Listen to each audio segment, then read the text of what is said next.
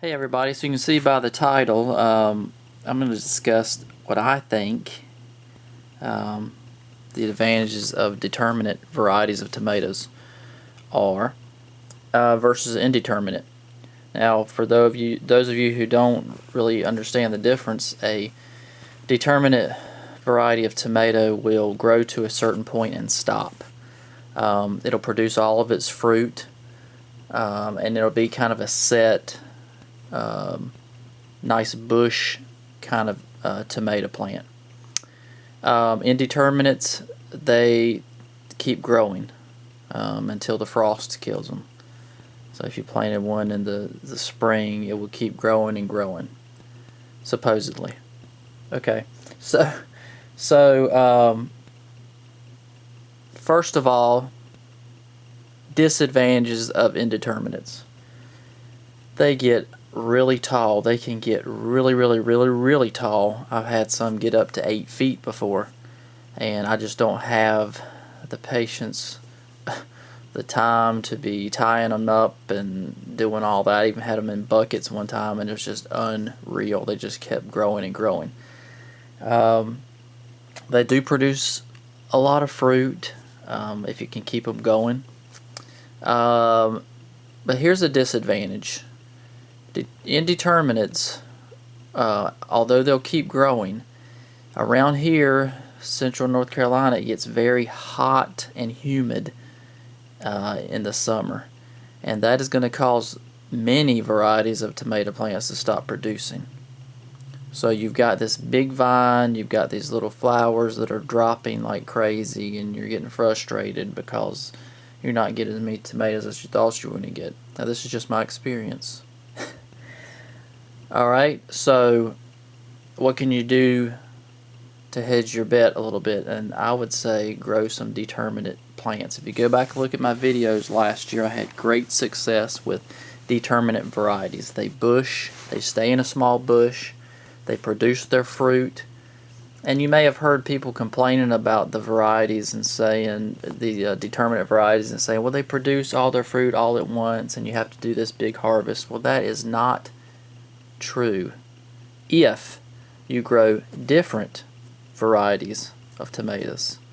In other words, you wouldn't want to grow, 50 Roma VFs unless if you wanted to be out there picking almost every day, which is, that's not a problem for me. I don't mind going out and picking tomatoes every day. That's what I grew them for. But what you can do is kind of mix it up if you have the space. In other words, even these Roma VFs are not all going to ripen up all at one time on the same plant. I mean, you won't go out there and pick 50 off of that one plant and then be done with the plant.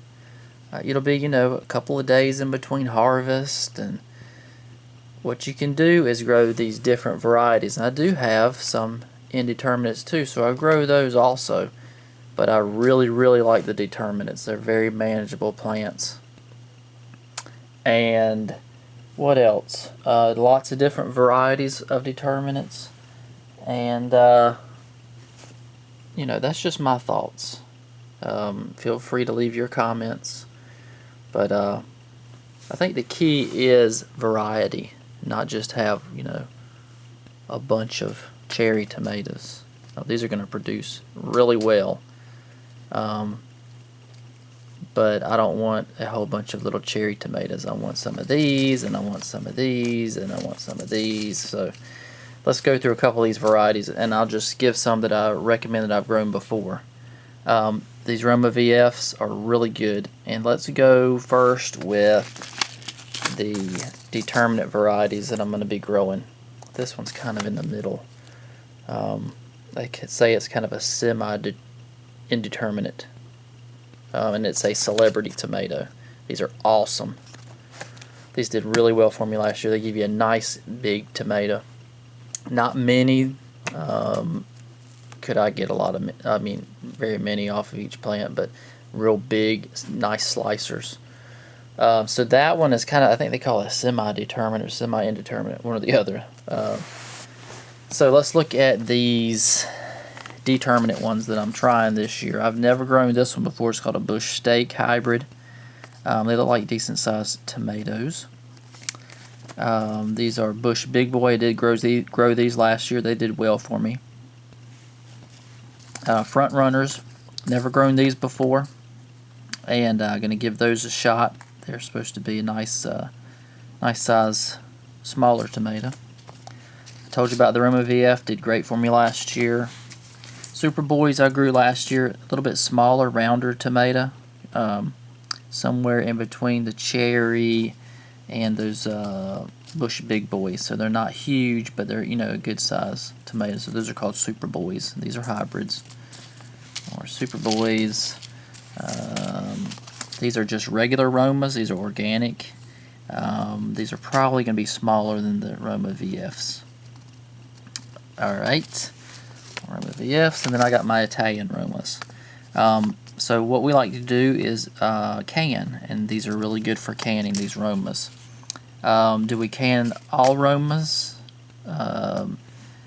Like, you know, just Romas? No, we will can, you know, some of these front runners in with it, some celebrities, some bush big boys. They all go in there together to make our soups and stuff in the winter. And these are my celebrities. They don't get huge. And these are my Indeterminate cherry, of course, old good standby here. More cherry. Got beef steaks. I've got Rutgers. And I've got some early girls, really good standbys here too. Another one is Better Boy. I didn't get any of those this year, but they usually do well for me also. So, I thought I had more. Oh yeah, I got one more. Those are Homesteads. And these are kind of like the celebrities. They get a little bit bigger, but they're great tomatoes. And I think that's it. That's all. That's all the tomatoes I've got. And I've already started some from seed. They're not looking that great yet. But I'm going to try to get them there, and I'll actually go through that in another video. So this is just a short little video just telling you what I thought. Well, it's 7 minutes, looks like. What I think, my thoughts on growing determinate versus indeterminate tomatoes. Thanks for watching. Be sure to leave a comment, and we'll see you next time.